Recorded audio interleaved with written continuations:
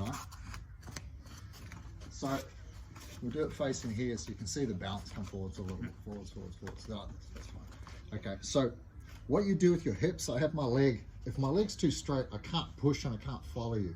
So I like to have my leg quite bent so that I can really push into you if I want to. So what I'm wanting to do, we'll just turn this way a little bit more. Great. So when I first get here on my heels, and I start pushing with my hips, and what I'm waiting for is to feel your knees start to lift when you, because I'll let you away with it. You stand up on your leg. Stand up on your leg. There. Okay. Keep your elbow down. Now, see, that seems silly, right? But like you're really off balance. Yeah. Right? But that's what you're looking for. That's exactly what I'm looking for here, like this. Right? Is that I'll push and then I just wait. No, you don't let me, because if you yield, I'll just go behind you. So if you collapse and try and pull guard from here, where you go? Keep going. Right? Because I'm too heavy on your feet. Yeah. Right? That's what I mean. The first thing that you're going to want to do is to separate your bum from your heels. So my job is to keep weight on your hips. Yep. Like that. So if you, we'll do it slow motion. So if you go to start to pull guard, yeah, keep going. So I'll hook my foot over because you got to lift your bum, and now it can't happen, right? So even if I let you, see, I'm sitting on your legs. Yeah, because I hooked my foot over, right? So we'll do it so the camera can see, turn away from it. So what happened was we were here like this, put your bum down where it first was, there. So I'm happy here like this. Now as you start to lift, to put me, I feel the lift. When I feel the lift, I put my foot in. So now when you start to go, I just sit down on it. Yeah, then I can just hold your pants and I just walk past your guard, right? Okay. But from here, when I push you and you want to stand up on your leg, up. See, because my hands are controlling this, my elbow is controlling your hip. So as soon as I feel you start to want to lift that leg up there, I can just put you over. Yeah. Yeah. Okay. I mean, people on the, yeah. Yep. Right. So having these like non-grip based control points. You can feel everything with. Yes, because if my hands are gripping, it takes time to let go of those grips, and also it tells you where my control is. If I do that, you know where my control is. If I do this, you're like, well, he's touching me there, but I don't know where the control is. I don't know if I'm going to push or if I'm going to, yeah, right? So side back control, so I call this turtle, and the position beside it, side back control. Side back control, right? So when I'm here, that's what I'm looking for, is I want control of the elbows, head down, strong, heavy on the hips, like that. Yep.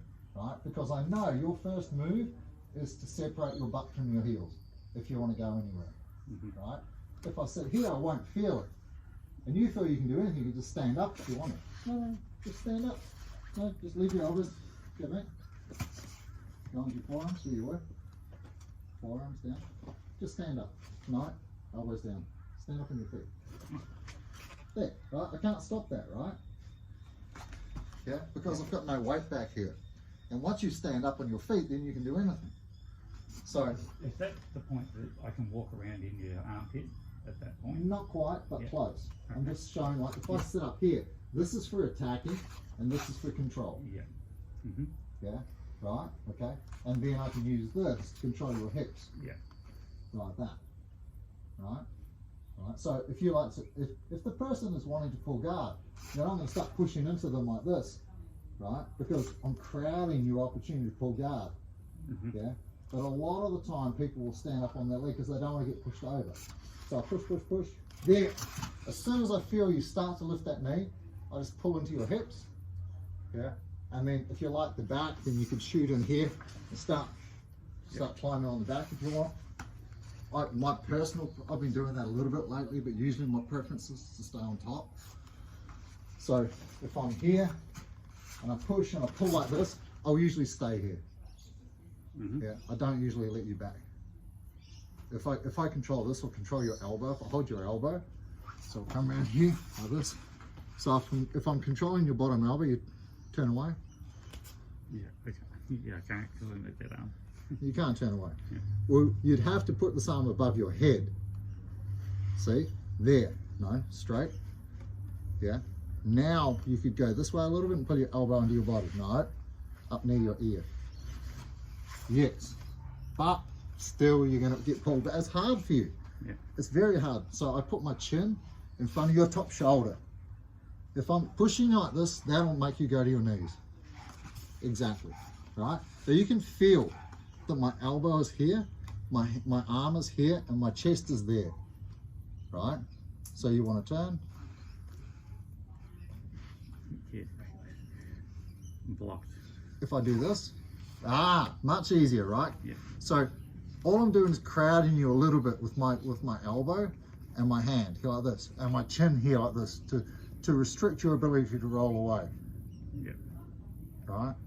So you turn away. Hard. Right? Yeah. Okay? And I would go there like this. Yeah. Make it super awkward, right? But if I have this, like that, right? Mm-hmm. Now it's real difficult for you. Yeah. Yeah, super difficult.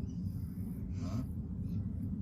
Because controlling elbows is really important. So anything from side back control, controlling the turtle, move over a little bit. I'm really trying to control elbows, hips, and his feet. But it's a lot of hips and a lot of elbows like this, because that's what he's going to use, right? Right? That's what you're going to use all the time to recover your guard or try and get on top. Yeah. Right, from here, you'd like to grab my knee, for example, from there. People are always holding with the collar, and you don't have to stress about it because they can't do anything from you. Like this, right? Now you could use this hand to push up. Put your left knee against my hip. There, like this. So you've got a frame. Yeah. Now left hand, pull my arm to your chest. There. Now you can put your right foot on my leg. No. Okay. Put it over and see what happens. Right? Headbutt, right? Straight away. Deliberately or accidental. Right? Okay. So when you do the same move, I want you to put your foot there. No, look, put your foot there. Mm-hmm. So I can't fall. Okay. Yeah? Right? So same deal. I'm here, you're blocking my knee. I'm here like this, up on your arm. There. Now, pull my arm to your chest. Good. Now put your foot on my thigh. There. Now sit down. See, I can't fall. Right? I can't headbutt you. Yeah. Then it's your choice. Right? So usually your right hand will grab my head now. Good. See? Exactly. Right? Again, in the old school days, we're always worried about people deliberately headbutting us. But on the mat, it'll be accidental and the street will be deliberate. Well, let's just avoid it altogether, right? Yeah. Like, let's not separate the two. You know, that's why usually if an accident happens on the mat, I'll blame both people. One person was clumsy and the other person wasn't defending himself. Yeah. Yeah? Yeah. Right? If a student knees me in the nuts, yeah, it's my fault. Because I shouldn't have had my groin on that angle. I should have had better control of his hips. Happens with kids all the time because you're not trying to control them too much. They're doing knee slice pass right into your nuts. Yeah. Right? Yeah. Every parent knows like what a 2-year-old's like. You know, Dad, right? Because you're like welcoming them. You don't want to like block your kids out, right? Yeah. But on the mat, yes, you have to be in self-defense mode all the time. Yeah. Which is like, and that's your first. No one, like I say to the guys, no one else is paying your fees. Yeah.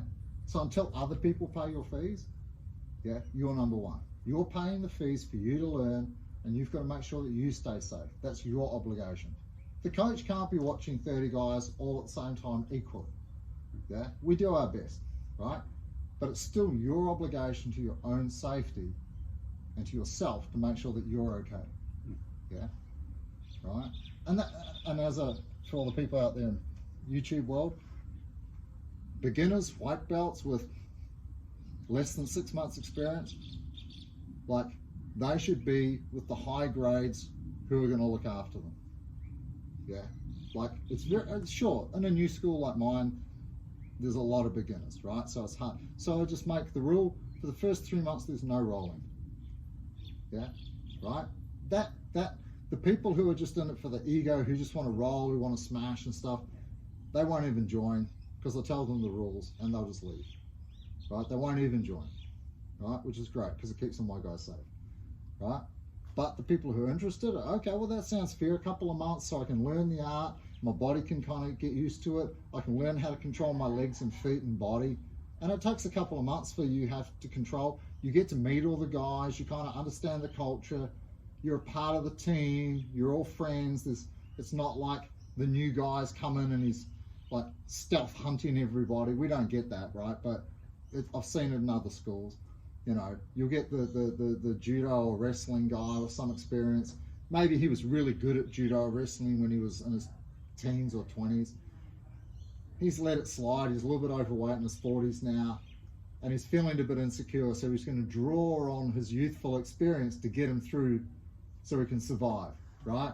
And if I spot that, that's the guy that doesn't get to roll for 3 months, right?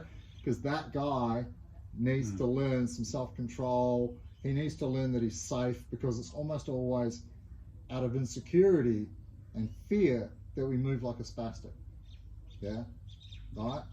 Either the school is hyper competitive, yeah, right? And you get that feeling when you first come in, all the blue bucks start licking their lips at the new trial guy. Oh, we're gonna smash you, you know, right? I'll joke about it just to get it out in the air, right? Like, all right, guys, get him, right?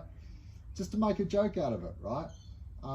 And it makes them laugh, and then they relax, and then they realize that no one's coming to get them. Yeah, and I think it's super important. Yeah. Anyway.